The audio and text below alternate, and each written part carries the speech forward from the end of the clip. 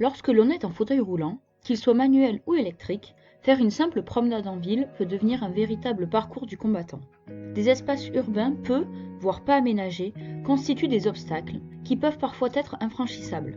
En addition de cet environnement, il faut ajouter la présence d'autres usagers qui, même s'ils peuvent aider, constituent une difficulté supplémentaire. C'est le cas dans un tram ou dans un bus bondé où il faut réussir à se frayer un passage. Enfin, ajoutez une météo pluvieuse qui peut rendre la route glissante et vous toucherez du doigt la complexité d'un acte qui paraît pourtant très simple pour une personne sans déficience.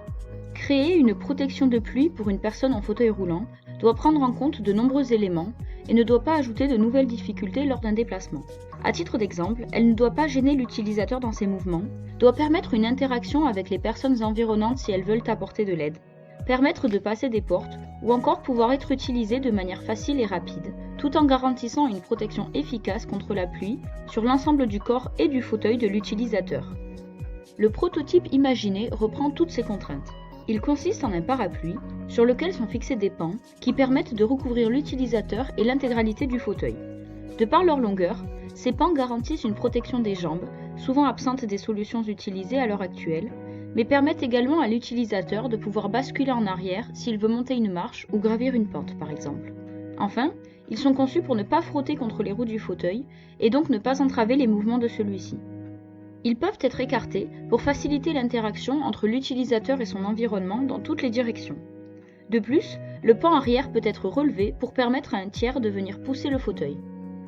Notre solution s'ouvre et se ferme grâce à un système de cordelettes qui viendrait dérouler ou enrouler les pans autour du parapluie, qui se fermerait à son tour comme un parapluie classique.